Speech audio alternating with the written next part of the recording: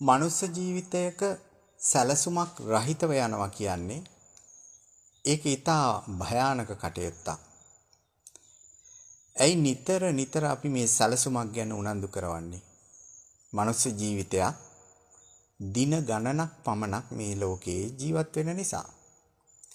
සාමාන්‍ය මනුස්ස ජීවිතයක් ජීවත් වෙන්නේ අවුරුදු 70ක් 80ක් කියලා පොදු නිර්ණයක් තිබුණත් ජීවත් වෙන්නේ සුළු දින ගණනක්, ඒකත් පැයෙන් පැය තප්පරයෙන් තප්පරේ අඩු වෙලා යනවා කියන සත්‍යය තමයි අපි පිළිගත යුත්තේ.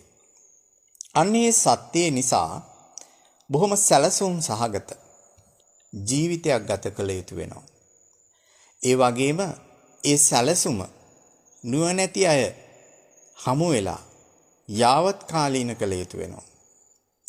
ආධ්‍යාත්මිකව සිත වඩන සැලසුමක්, ධර්මයේ පුරුදු කරන සැලසුමක්, බාහිරව Tamanට ලෝකයේ ජයගත යුතු ඉලක්කයන් කරා යන සැලසුමක්, ඒ වගේම ආර්ථික සැලසුමක්, ඒ වගේම සමාජයේ ජීවත් වෙන සැලසුමක් ඔහුට අනිවාර්යෙන් තිබිය යුතුයි. ශ්‍රාවකයෙක් නම් අනිවාර්යෙන් තිබිය යුතුයි.